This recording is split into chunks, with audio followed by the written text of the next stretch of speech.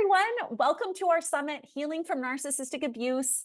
I'm Taylor Damiani, your host, and I am really excited to introduce our next speaker, Evelyn Vieira. Evelyn is passionate about helping adult children of narcissists to heal their narcissistic trauma and break the cycle of self-abandonment and unleash their inner badass. She's a certified trauma support specialist, a parent coach, and a positive discipline educator. And she's currently writing her first book, which is so exciting, all about offering hope and empowerment and practical tools so that survivors can break the cycle for themselves and their children. Welcome, Evelyn. Thank you so much, Taylor. I'm so excited to be here. I'm excited to have you, of course. So today we are digging into parenting beyond narcissism, mastering the art of breaking the cycle and how we break the cycle with our own children. To start out, I wanted to ask you about how narcissistic trauma manifests in parenting our own children. Yes. So this is a topic that I'm extremely passionate about because I had no idea. So first, my story is a little bit different because I became a stepmom before I became a biological mom.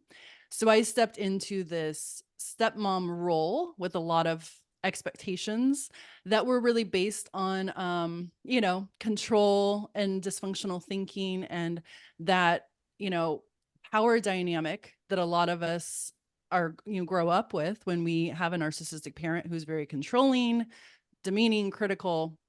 I kind of carried that into that role and everything backfired for me. It was awful. I thought I was a horrible stepmom. There was a lot of defiance, a lot of backtalk, a lot of just, pushback from the kids. And I thought, like, if this is what parenting is, I've always wanted to be a mom. If this is what parenting is, like, I don't want any part of it. And I felt horrible about myself. And one thing that I have learned over the years, just in my own journey and working with my clients, is that when we grow up in a narcissistic family system, so much of our identity is based on the external, right? We learn to become people pleasers. We learn to get that external validation. So when we become parents, if we don't, get that love and acceptance and nurturing from our parent of origin, especially from a narcissistic parent, that doesn't happen. And then we have our own children, we tend to expect that from our own children. And it doesn't happen. So there's 12 main ways in which our trauma, when we've been raised by a narcissistic parent, manifests in our parenting with our own kids. And a lot of that is through control. A lot of that is in kind of over functioning. So when we have a narcissistic parent, they're under functioning in a lot of ways. They're emotionally immature. So as children, we learn to over function for them. We learn to become overly responsible for their behavior. We learn to walk on eggshells. And so how that manifests with our own children is we start doing those things with our own kids. And so the over functioning pattern continues. And then our kids learn a lot of the time that they don't have to function at a higher level because mom and dad are going to rescue them. Mom and dad are going to enable them. And so there's this strange kind of like warped dysfunction that happens that I believe that, narcissistic trauma, it lives inside of us. And then the way that it gets passed on is through our thoughts, beliefs, attitudes, and treatment of ourselves and our own children. So like what I've learned with generational trauma is the thoughts that we have today, they're not really ours. They were passed on from past generations. And the same thing's going to happen. So if you are a perfectionist, if you're a control freak, if you feel insecure when or upset, or it really bothers you when other people are upset with you and your identity is based on what other people think and believe about you, you are going to be on this up and down roller coaster with your kids and it's going to be awful. And so once I realized and started recognizing these patterns and how they were showing up in my own parenting, I was able to not only understand them, but I was able to break free from them and then learn new patterns for myself so that I could really break free from their behavior. Did not mean that I was a bad or good parent. That break free from the ego driven parenting, which I think we just naturally inherit when we have a narcissistic parent. Absolutely. Wow, that sounds really powerful that you were able to do that. I'm wondering if you would be willing to talk a little bit more about your experience and what that was like to kind of unravel these codependency traits in your own parenting. Well, so I first became a stepmom and then I became a biological mom. So I became a stepmom when my stepdaughters were 4 and 7. And I came into the role. I had worked with kids for years. I had been a nanny. I had been a preschool teacher. So I was like, I got this gig. I know how to, I know Yeah. how to like be with kids and like all of that. But I had never parented children. I had Mm. only, babysat them and taken care of them. I didn't know how to discipline them properly. I didn't know how to hold them accountable. I didn't know that children, when they misbehave, it's because they have an unmet need. I had no idea.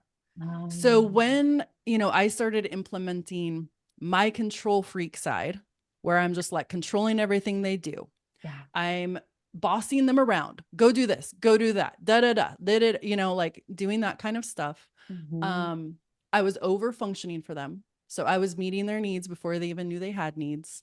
I was Mm. going above and beyond. If they forgot their homework at home and they needed it for school that day, I would rush it to the school. I'd make sure that because I thought that's what being a good mom was. And Mm. it's not. Those are enabling codependent coping strategies Oh. that I was carrying into my parenting. And Um, so basically, my parenting story is that it was a big dumpster fire for like a good year. And when I say dumpster fire, I mean my husband and I mean, we were dating at the time, but Okay. my husband and I, when we were dating, it was turmoil. Our household just felt like we were just like constant fighting with the girls, constant defiance, constant yelling, back talk. And we felt awful about ourselves. And the worse we Oh. felt about ourselves, the more controlling we became Mm. of them. Because all of those old tapes, were coming up of, if I can control my child, if I can control their behavior, that means I'm a good parent. Mm. And so, at the time I had no idea that this was manifesting, this was my childhood trauma or my narcissistic unhealed trauma manifesting. I had no idea at the Yeah. time. But my husband and I started reading parenting books, going to parenting classes, and we started learning that children, when they are dysregulated or having a hard time becoming defiant, it's because they have an unmet need. So we started switching how we were interacting with them. We changed our language, we changed our mindset, we started connecting with them. And if they were Mhm. becoming defiant, rather than taking the power and control and holding it over them, we leaned into it and we gave them more autonomy, which diffused the defiance. So we learned all of these strategies along the way that completely transformed our home. And then in about 2018, I decided, oh my gosh, this is amazing. I've hit the jackpot here in parenting. I need to go and teach people how to do this. So I went and got a parent coaching certification, and I got my positive discipline educator certification. And so that's what I've been doing the last couple of years. But it wasn't until 2021 when I kind of hit my rock bottom moment of understanding and realizing the narcissistic trauma piece. I Mhm. knew how to parent differently, but I didn't understand what I was still experiencing internally, how that was manifesting for me personally, because I had a lot of unhealed childhood trauma from my narcissistic upbringing that I wasn't aware of. Mhm. So those are kind of all of the pieces that kind of brought me to become a trauma specialist and working with adult children of narcissistic parents and helping them break the cycle. That is absolutely fascinating. It sounds like you and your husband really just learned how to crack the code and you try by trial and error and you figured it out. And now you have all these wonderful tools to share with the world as a parent coach. It sounds like you both were really struggling for a while there. And I think that so many parents can resonate with that feeling of it can feel so hopeless at times. So, what mindset hack or shift can we use when we do feel that hopeless feeling? So I've done so much work around narcissistic abuse and really understanding how it manifests internally. Because I believe it's an internal it destroys us from the inside out, right? We get dismantled from the inside out, and it really robs us. It takes over our mind, it takes over our intuition, our feelings, all of these different parts of us that kind of get, it's almost like I kind of see it as like a internal disease that we kind of take on, and we don't even understand that this disease is living inside of us. And so for me, my mindset, my inner critic was so abusive and so just berating me constantly about what a horrible mom I was. How no matter what I did, it wasn't working. It wasn't good enough. My self-esteem was rock bottom. I mean, I was really struggling because I thought this is all me. Like, I am a bad person, not I'm doing something that's not okay. It's, it was fully enveloped in my, identity. And so one thing that I've learned is over the years is, there is a lot of power to understanding how our narcissistic parents think about the world. There's a lot of power in understanding that we sometimes take on that dysfunctional mindset. And so I've narrowed it down to 3 things that I think for me, once I learned this, it brought me so much clarity and freedom. And narcissist or dysfunctional thinking in general, there's 3 ingredients to it: judgments, assumptions, and labels. So if you think about our mindset and how, if you were to take a sheet of paper and just spend a day going through, okay, do I have a judgment about myself? Am I labeling myself? Am I making assumptions about myself? It probably, you will be able to fill up that entire page in those 3 categories pretty easily. Yeah. And so what I learned through all of this parent training and all of this stuff is the key to the kind of break the code to shift your mindset. This is a mindset hack I use and I teach other parents, is instead of thinking like your narcissistic parent and using those 3 ingredients, we need to incorporate 3 new ingredients. And those ingredients are curiosity, neutrality, and focusing on facts. So when I was going through and healing myself and trying to understand, like, why do I think this way? Why am I so mean to myself? It took me a long time to understand I was internalizing my abusive childhood. And I had internalized my narcissistic mom in my head. And, one thing I heard on the radio a couple of years ago was, who's living rent free in your head? And I think a lot of us have our narcissistic parents living rent free in our heads, and we don't even realize it. And so once I realized, okay, here's a mindset hack, and I physically felt different when I would intentionally say, okay, I'm feeling like a horrible person. I'm berating myself. That's all judgmental. Okay, what if I sat with this situation with curiosity, neutrality, and just focus on the facts? And the facts are not, I'm so lazy. The facts are, I'm tired and I need to lay down. So there's no judgments. There's no labels. You're not getting into any of that stuff. And I physically felt different. And what I learned through doing that over and over and over was that I was starting to retrain my brain to not think like my dysfunctional narcissistic parent. Yes. To think for myself from my intuitive self. And it began to help me feel stronger and more confident. And then when my kids, this is one of the things that also freed my ego from my kids' behavior. When my kids would misbehave, I would just be like, oh, okay, I'm just going to sit in neutrality, curiosity, and focus on the facts. And when we do that, it's like all of those judgments, all of those things just kind of don't matter.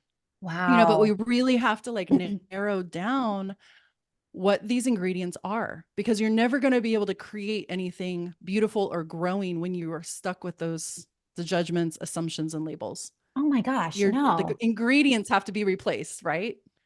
So I love that you're reparenting yourself, just like you learn to parent your kids and focus on instead of judging their behavior, you went to what is their unmet need? You got curious about it. You're doing that exact thing with yourself, reparenting yourself. And instead of judging yourself, figuring out, what's the unmet need that I have? You're parenting yourself alongside your kids, and what works for your kids also works for us too. Absolutely. Absolutely. And that was like an aha moment when I hit my rock bottom in August of 2021. Like I had been teaching parenting to parents for years, and I understood all of these dynamics, and yet I hadn't really applied it to myself in this way, in this deeper way, because I hadn't been able to tap into my childhood trauma and my narcissistic upbringing yet. But that is exactly it. That is my sister-in-law calls it dual parenting. When we are reparenting ourselves at the same time as parenting our children, and my inner child gets pissed off sometimes because, she realizes you are meeting this need for your kids and I never had that need met, and so there's like anger and rage that is appropriate. It's appropriate for your inner child to be angry that they didn't get their needs met, so it's like just having that awareness and being able to sit with that and wrestle with it, but not judge it. We can just let go of the judgment, because it just, Brene Brown talks a lot about judgment and shame, that you can't have one without the other, that judgment is kind of the core of shame and vice versa. And I absolutely believe that to be true. So if we want to free ourselves from shame, if we don't want to pass shame on to our children, we have to free ourselves here from the judgment. We have to just let it go. So powerful. And I love that idea, that term, dual parenting, because that's what a lot of us have to do. If you grew up in that narcissistic environment, we're dual parenting. We're taking on the job and the role that was never really given to us. Fascinating. Absolutely. Fascinating. Yeah. So I wanted to go back. You mentioned that this kind of transformation happened with your kids. How did you transform that relationship with your kids to kind of get out of those toxic parenting patterns and cycles that you were in? A lot of it was, the way that my brain works is I am very pattern oriented and very, like I can see patterns and pick up on patterns and systems and tools within like a very complex. So my husband and I were reading all these parenting books. I was doing all of this parenting training and, going through and getting my certification. And actually I'll tell you about a aha moment I had one night. Please do. So we had started making a lot of progress and headway with just understanding how to communicate differently, how to shift our mindset. And I'll tell you, this is my second marriage. This is my husband's second marriage as well. Both of our first marriages were married to narcissistic, controlling, toxic people. So we, both were pretty codependent when we met, and have done a lot of work on ourselves and on our marriage to heal. But all that to say that I was doing some reading one night. I was sitting on the couch working on my homework for my coaching certification. And I had this crazy like aha moment that it was like the universe just like plopped this crazy thought into my head. And I look over at my husband and I said, "Hey, babe, so how would you describe a relationship where one person feels powerless and the other person has all of the power, and the one other person feels like if they don't do what that one person wants them to do, then that person becomes aggressive. They use physical force. They berate them. They're critical, all of these things." And I go on and on about really describing my first marriage. So I go into that and I said, "What would you call that relationship?" And he said, "That's a toxic relationship." I said, "Yeah. And that is also like parenting, authoritarian parenting. This is the dynamic that when we were brought up by a narcissistic parent, it's authoritarian. It's my way or the highway. It's all about what the parent believes and thinks. The child is punished. There's no empathy involved." And so I had this crazy aha moment and I'm just like, oh my gosh, like, why is this socially acceptable to disrespect children, to disregard their feelings and all of these things. Why is this socially acceptable just because they're children? They're people Mm. too, but why do we not, why do we look down upon them? Why do we treat them this way? So it was a really pivotal moment for me to recognize that there are the similarities in an abusive relationship are it's the same dynamics and characteristics of what authoritarian parenting is. And most of us grew up with that if we were raised by a narcissist. So That's it's, fascinating. yeah. And so it really sparked something in me to create change and to create awareness around this. Because I came into it thinking, spanking my kids is fine. That's what my parents did. Like, but Mhm. not understanding the ramifications of what that actually does to a child and how it really sabotages our relationship with our kids by having Mm. that kind of controlling mindset. Yes. Wow, And that's so that was huge.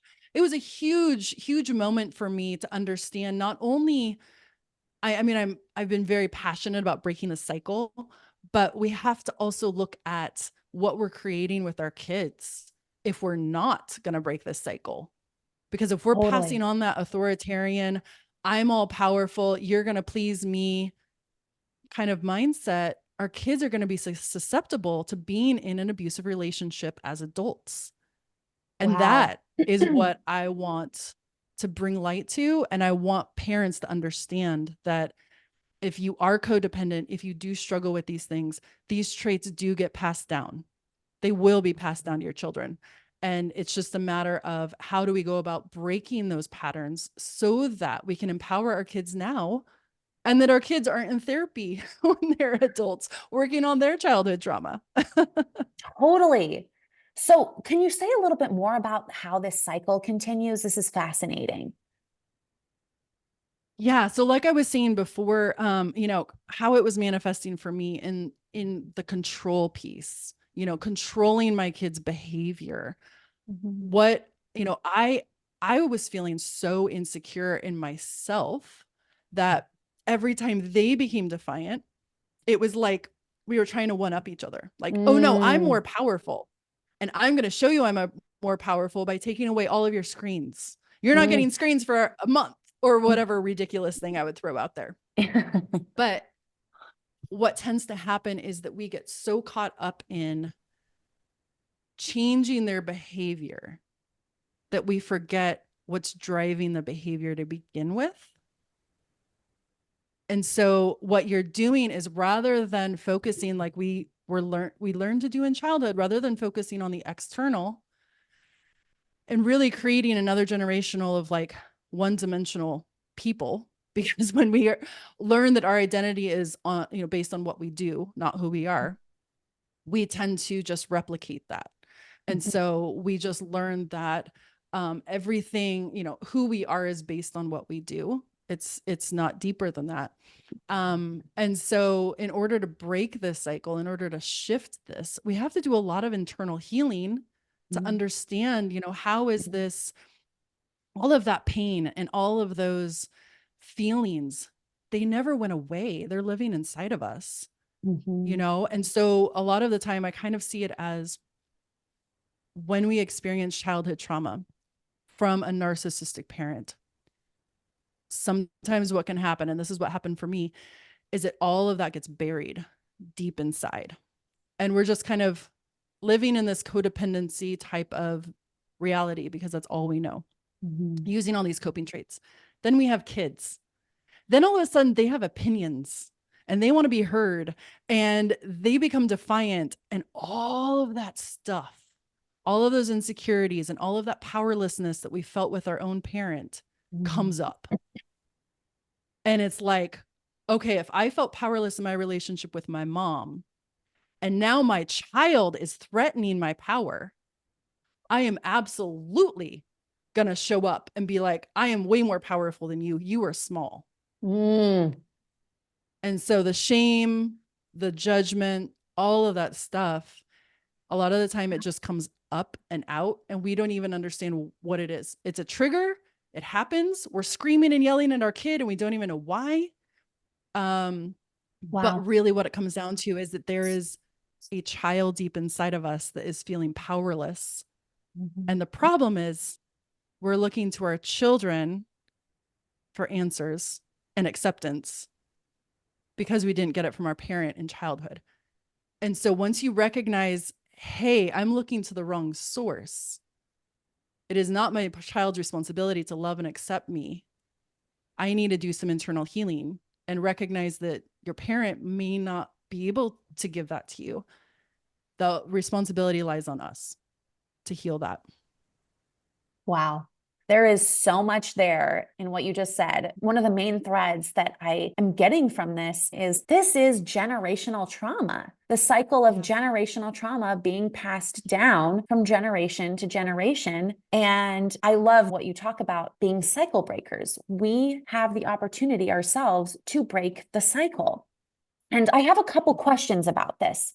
The first one is going back to our kids' behavior. How do we not take our kids' behavior personally when it feels so personal? Yes, this is, oh gosh, this is a question I'm constantly talking to parents about because it does feel so personal. It feels like they're attacking our character and they're questioning our authority. And it's like, yes.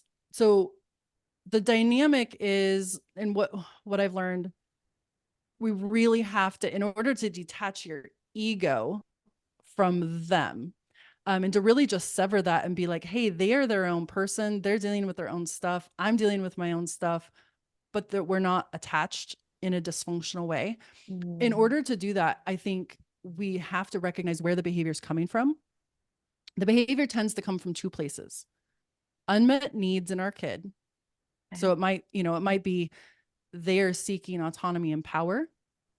So they're becoming defiant. They're raising their voice. But if you get quiet and you lean into it, you'll get a different response than if you demand them to go to their room or whatever. So, I teach parents to kind of lean into the defiance and understand that this is not about us. And so the other piece is, so there's two reasons why kids misbehave. The one reason is that they have an unmet need. The other one is that we are using toxic, dysfunctional, controlling tools. So I teach parents a lot. There are several exercises I take them through where I talk like a parent does. And I order them around and I say, hey, you sit in the position of a child and tell me how this makes you feel. 9 times out of 10, these parents will say, wow, I felt belittled. I felt disregarded. I felt disrespected. I felt like I wanted to be defiant and backtalk you. And I'm like, isn't that interesting? Even as adults, we don't want to be treated that way. So when we come into a situation in our bag of tools, they're crappy tools, they're crappy communication tools, and they're all based on control, and they're based on making us feel good if we can control our children, we're going to get really bad results. So we kind of have to get a whole new toolbox, and shift that dynamic.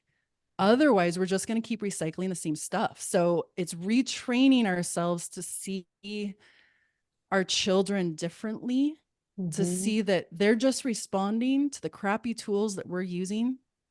And they're also responding to their unmet needs. So once people understand those two things and they start implementing a different mindset and saying, okay, my kid has an unmet need, rather than my kid is, a brat. That's a judgment. That's a label. My kid has an unmet need. How can I meet the need? Oftentimes the misbehavior takes care of itself and it doesn't even happen. So it's just a completely different way to engage. So once people understand those two things and they start using the tools I teach and talk differently, shift their mindset, they get a completely different set of results. And then they're able to see their children not as an extension of themselves, but as their own entity and, autonomous person who has their own likes and dislikes and wants and desires. And then they're able to really pour into their child as they are, not as the parent wants them to be. Wow, that is so beautiful and such a powerful mindset. It's breaking the cycle with a mindset change, shifting how we think about it.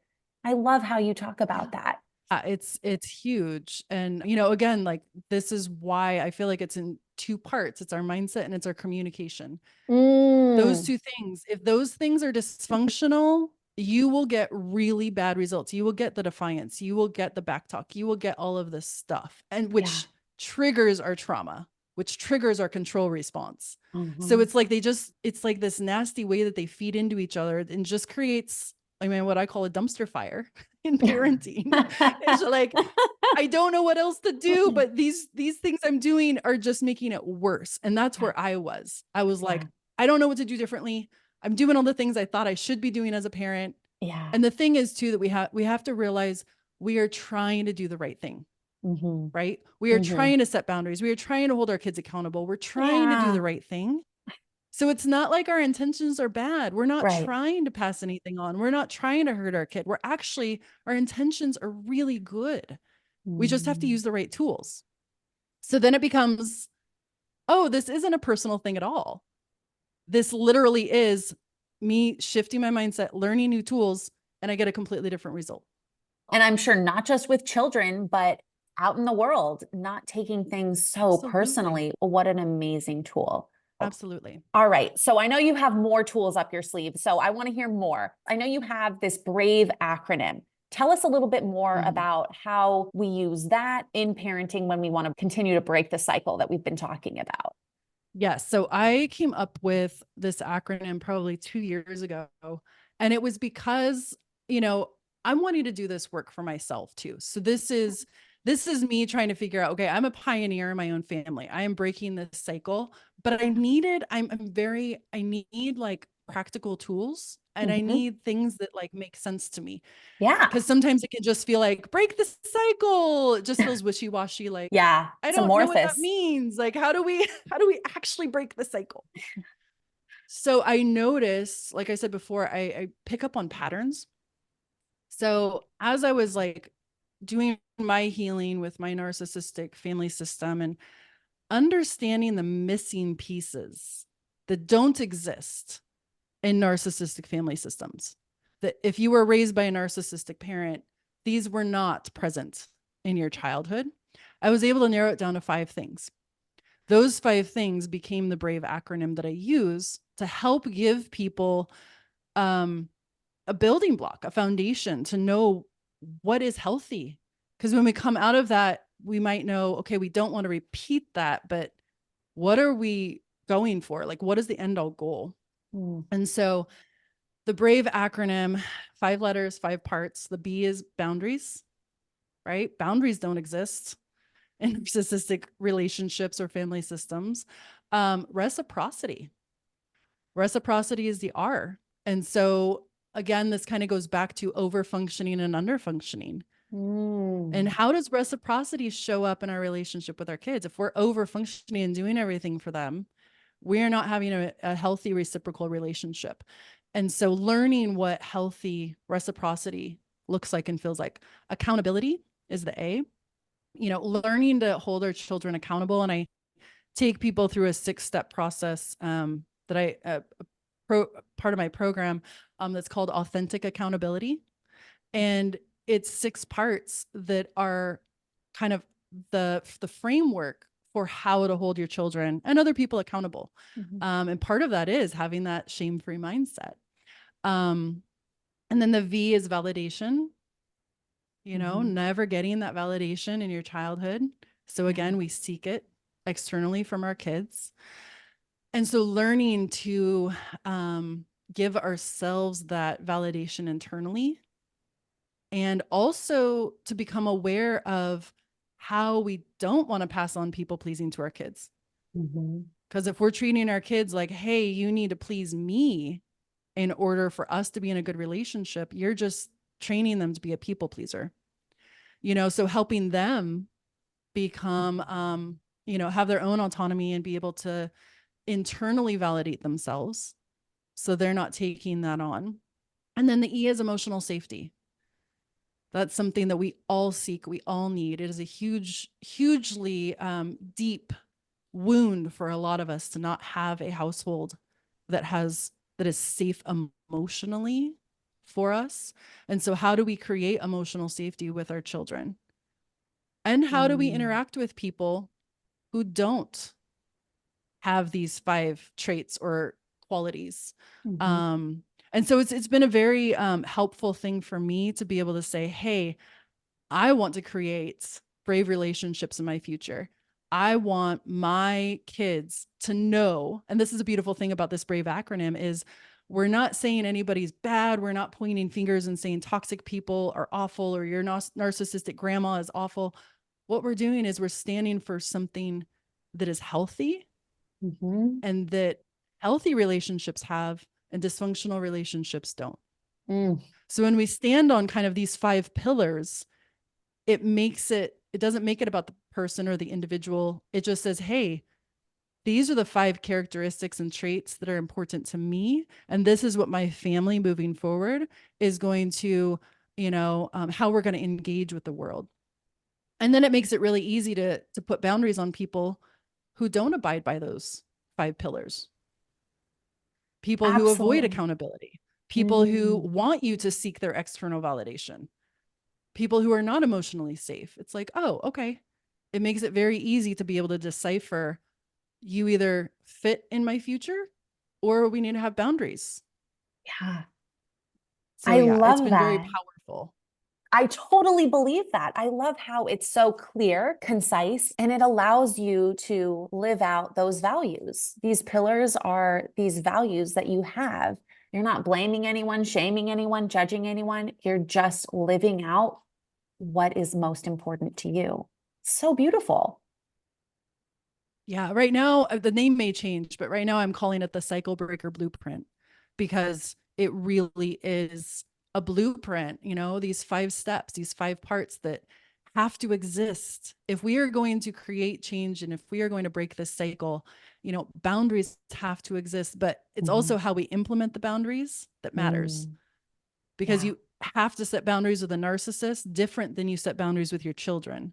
It's a different approach. And so that's another nuance to all of this is, as a codependent, as a recovering codependent, I've heard for years, oh, we have to set boundaries. We have to set boundaries.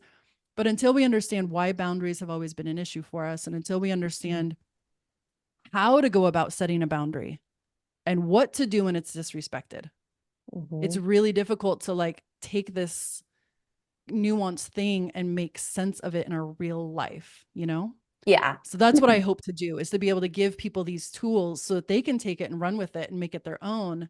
But at least they have a formula to build on.